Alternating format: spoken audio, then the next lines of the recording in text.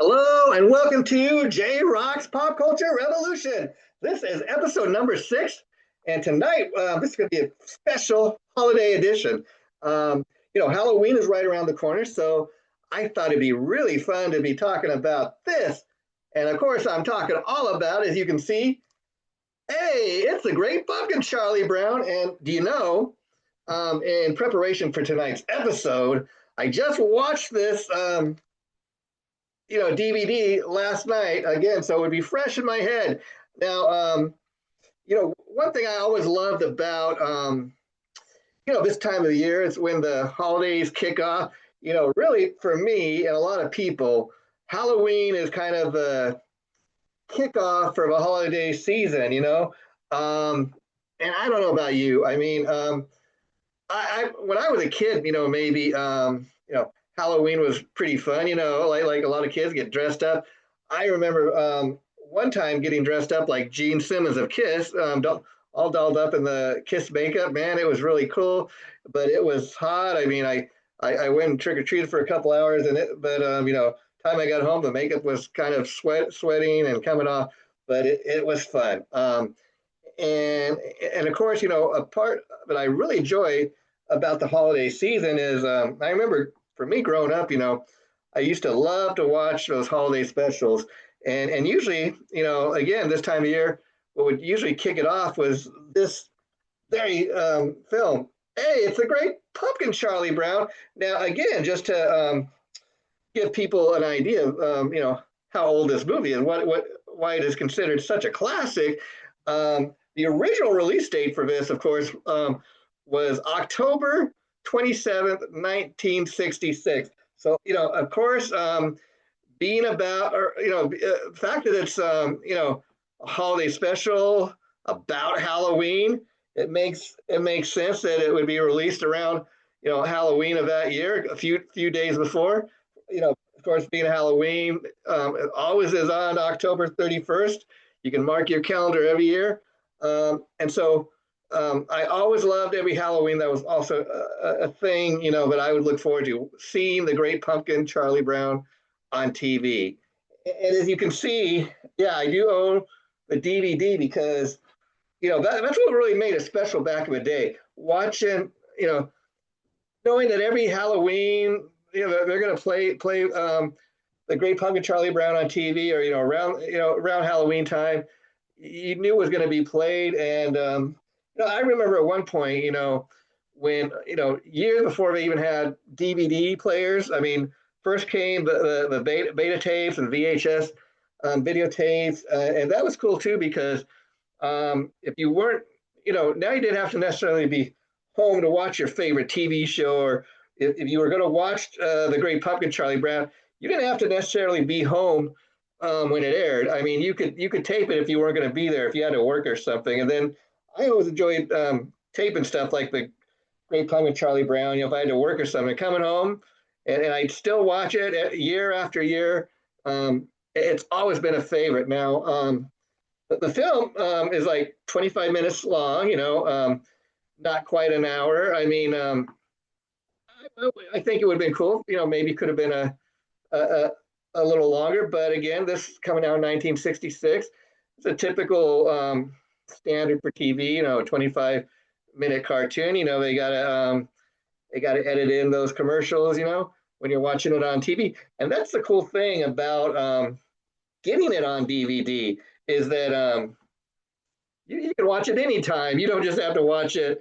Wait for Halloween when they play it on TV. And if you get the DVD here, it's got some cool special features. So you get a little extra something. I always love collecting stuff like this. And again, the concept of the plot when we get into the nitty gritty of it's a Great Pumpkin, Charlie Brown. The story really centers around Linus, who he's just got this. How some kids really believe in Santa Claus and the Easter Bunny. Well, Linus, he created the story, the myth, that there's this thing called the Great Pumpkin, and that every Halloween, the Great Pumpkin rises from a pumpkin patch, and he delivers holiday treats to all the local kids. But you got to believe in the Great Pumpkin in order for this to happen. And of course, all through the holiday special, Linus is telling all his friends, including his older sister Lucy, about the Great Pumpkin, and they're all laughing at him, making fun of, especially Lucy. Oh, my stupid little brother, going on and on about the Great Pumpkin. There's no such thing as a Great Pumpkin. Of course, Lucy, what I always loved about her, one of those characters that has to kind of belittle everybody, kind of stomp on their dreams, if you will. Oh, my crazy little brother talking about the Great Pumpkin. There's no such thing. Hey, what's the harm in letting the kid just believe in the Great Pumpkin? That is kind of the whole concept behind this holiday special. And then and then Sally, Charlie Brown's little sister, who, if you follow the Peanuts, characters or comic strip over years, that Charlie Brown's younger sister Sally is just so sweet on Linus, and so she doesn't like Linus being made fun of, and so she stands by Linus, and she agrees that she's going to go to the pumpkin patch with Linus, and she's going to wait for the Great Pumpkin.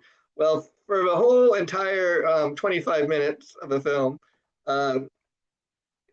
Linus and Sally are waiting for the Great Pumpkin to arrive. Of course, the Great Pumpkin never arrives.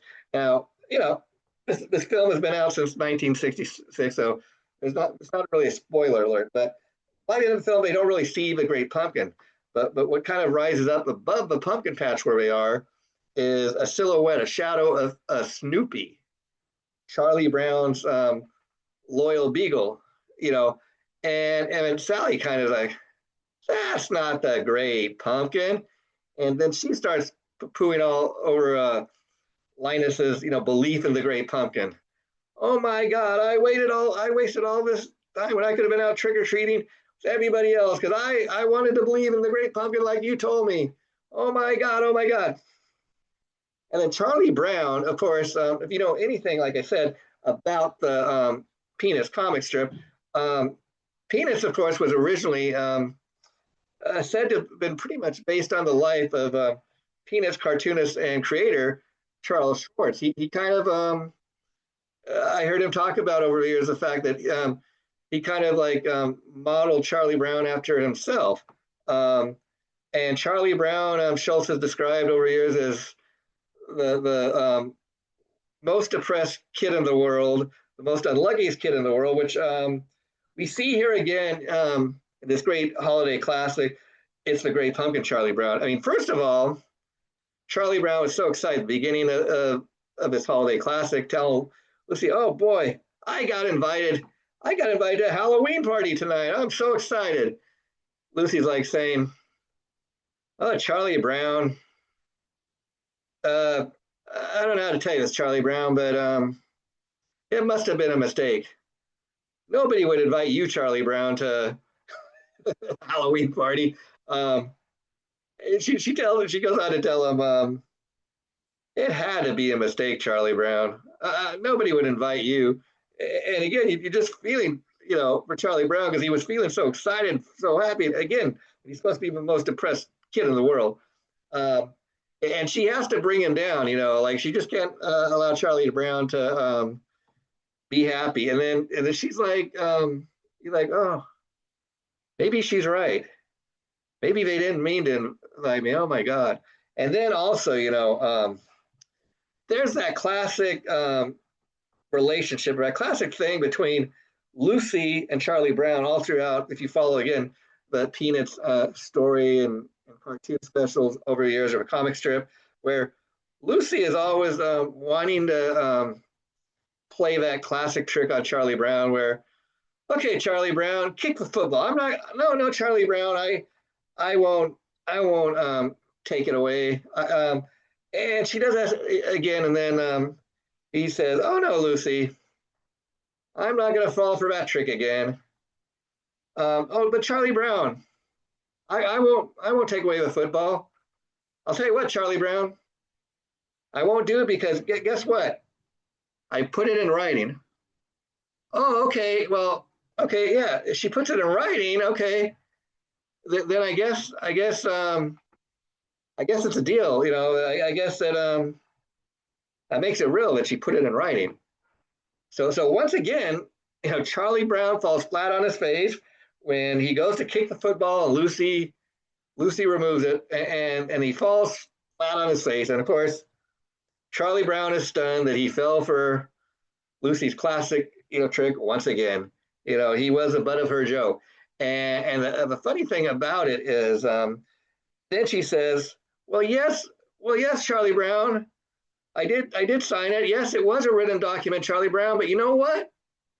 It wasn't notarized. And again, you got to love this because even for an animated cartoon, um, Lucy again, play, had Charlie Brown as the butt of her joke. He fell for it yet again, and she always has like a loophole to get out of what she just got done saying. I love watching this, and she's like, oh, but Charlie Brown, it wasn't notarized, so even though it was a written document, it really didn't count. And so again, that was a fun part of the film.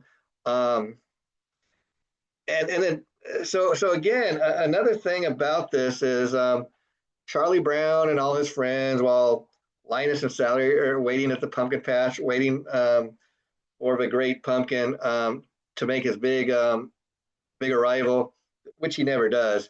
Um, Everybody else is trick or treating now. When they come back, all the other kids clean out their bag of treats, and somebody says, I got a sucker, I got some chocolates, and Charlie Brown empties his bag, and he got nothing but rocks.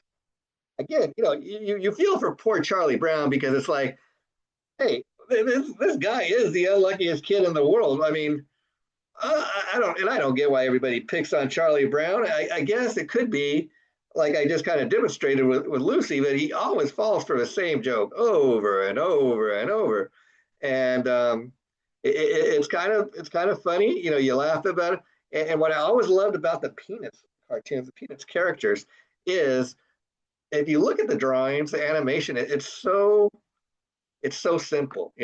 It's I mean.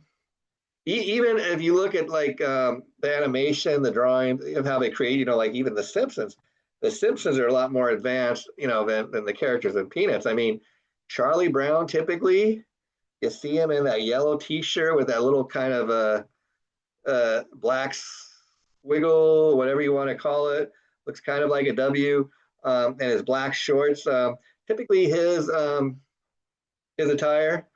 Um, Linus typically has like some black shorts and a red shirt with some lines, and he's always sucking his thumb and has his blanket. Lucy's typically in a blue dress. Peppermint Patty's usually got like a green shirt and is got some black pants on, and she's kind of a tomboyish kind of character. So again, typically we're wearing the same outfits, and no matter what cartoon we're watching, the Peanuts collection, and yet we love these characters. I think because they are so simplistic, they are so. I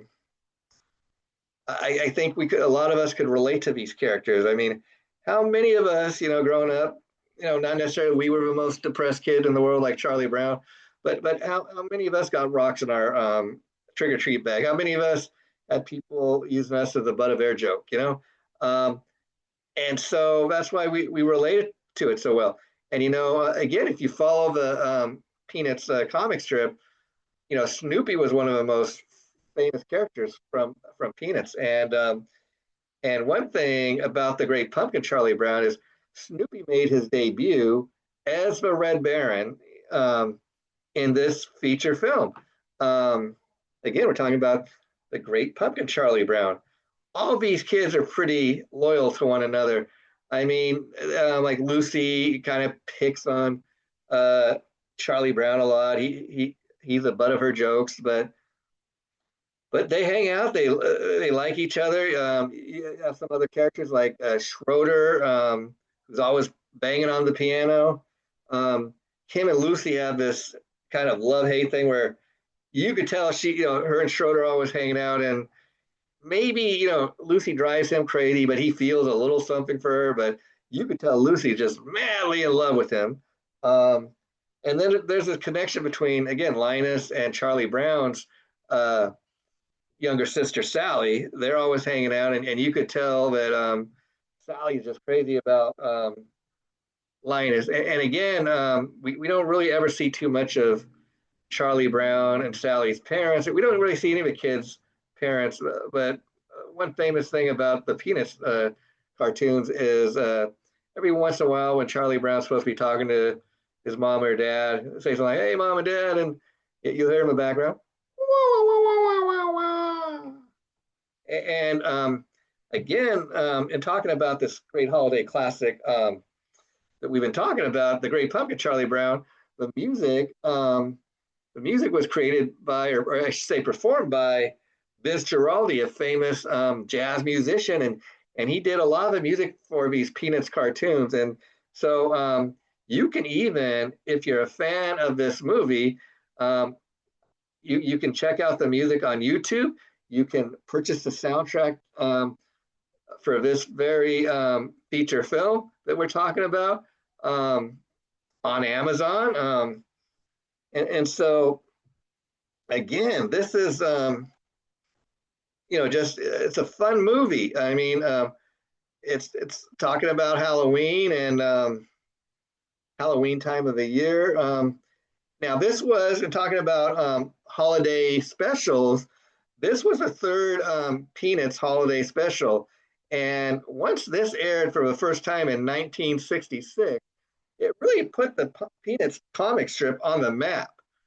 And it's become a favorite among fans to tune into every, Halloween time of the year. This is typically you can find this, on your TV. So every Halloween time of year, they say, around, October of every year. Okay, now here's another fun fact I found. In 2006, The Great Pumpkin ranked in TV Guide's 10 Best Family Halloween Specials.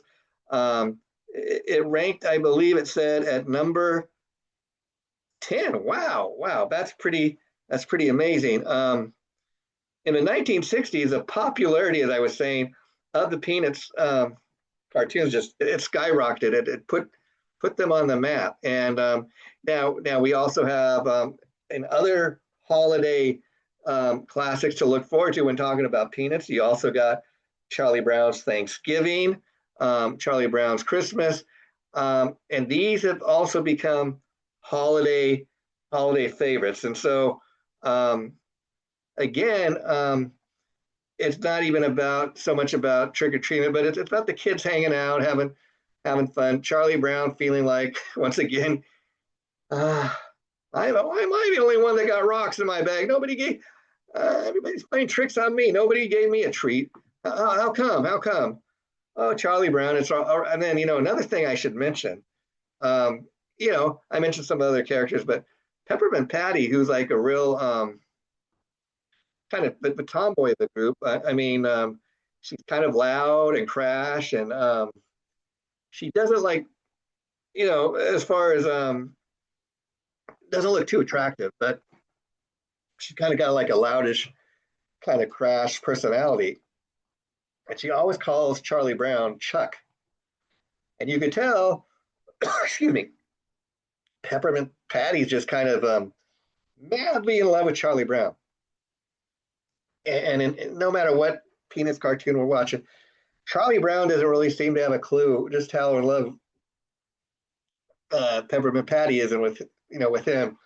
But they're friends. They hang out.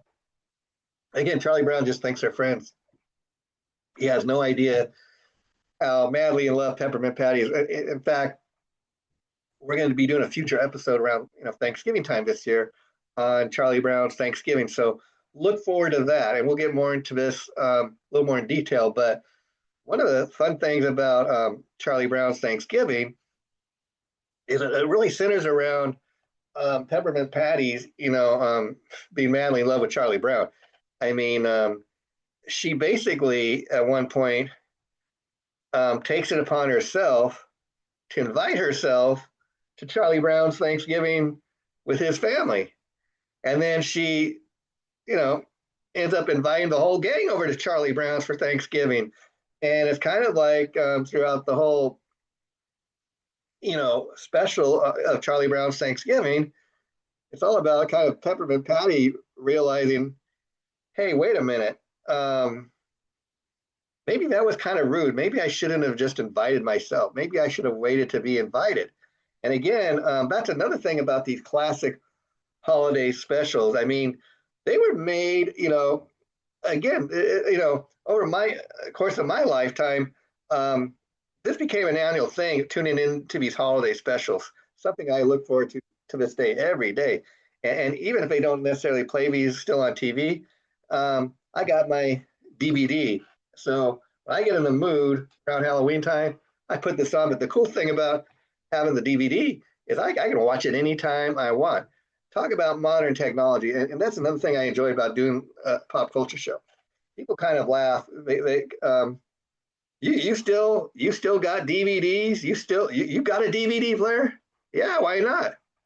I mean, I got people gonna laugh at this. I got close to 300 DVDs, just off the top of my head, and I still enjoy watching this stuff just as much as ever. I mean, um, you know, like somebody told me recently, oh, you still got a digital camera? Nobody uses digital cameras anymore. Well, I don't know how true that is, but I don't have to be like everybody else. I enjoy watching these DVDs. I collect them. Why not? It's fun. It's a very thing I enjoy. And the other thing about these holiday specials is it takes you back to a time where they made things just to kind of for entertainment. I mean, and at the same time, watching something like The Great Pumpkin, Charlie Brown, or Charlie Brown's Thanksgiving, um, not only does it kind of take you back to warm memories of when you spent holiday times with your families and your friends, but you have these memories of growing up and watching these holiday specials. And man, it's still just talking about it gets me here. And again, we can go back, and these are true classics for the simple fact that anytime I watch The Great Pumpkin, Charlie Brown, I'm not being preached to. I'm not being told how I should feel. It's just you put the movie on and you simply enjoy it. It takes you back to your childhood. You have fond memories of it.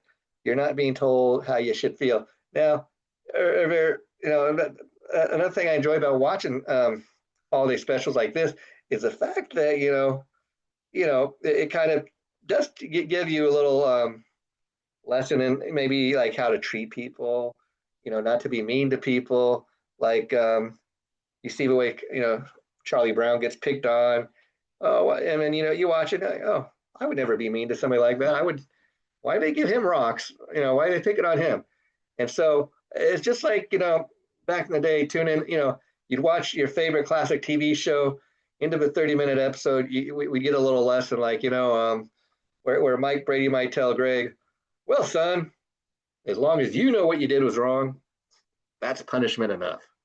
And I used to watch those Brady Bunch episodes and think, man, I wish my dad talked like that. Again, it's just fun, pure entertainment. So I urge you all to enjoy your Halloween, next week. And if you don't get a chance, maybe find a way to watch this, The Great Pumpkin, Charlie Brown. And the last thing I will say, but I love about The Great Pumpkin, Charlie Brown, I just love the concept. I mean, I would love to know where Charles Schulz came up with the idea because, again, Christmas has Santa Claus. You know, Easter time has the Easter Bunny. For years, when you think of Halloween, you think about maybe a pumpkin, maybe witches, maybe bats and spiders and stuff like that. The Great Pumpkin is a great concept because for first time somebody thought, hey, let's give Halloween a mythical character. Let's the Great Pumpkin. It's so simple. That's what I love about it. Charles Schulz, just the fact that he went there is what makes this classic holiday special worth checking out. And I will say this weekend also, folks, you've been watching episode 6 of Jrock's Pop Culture Revolution, which has been on, of course, the Great Pumpkin, Charlie Brown. This coming weekend, we are going to record episode number 7 of this show, and I'm going to have some special surprise guest hosts. Going to have 2 special guest hosts, and this is something I want to start doing a little more of when we do the Pop Culture Revolution show. Not in every single episode, but I think this is going to be a fun way to do the show, to have some guests come on from time to time, and also give them an opportunity to talk about some of their favorite pop culture moments in their life. So you can tune in for that, and we will be posting that this coming weekend right after we record it. So that'll be going up, sometime Saturday this weekend. So I wanted to get tonight's episode up. So tune in for all that, and thanks for supporting us at Jrock's Babylon, and keep tuning in, and we'll keep doing more of these episodes for Jrock's Pop Culture Revolution. I thank you all for your support. Take care and have a great night.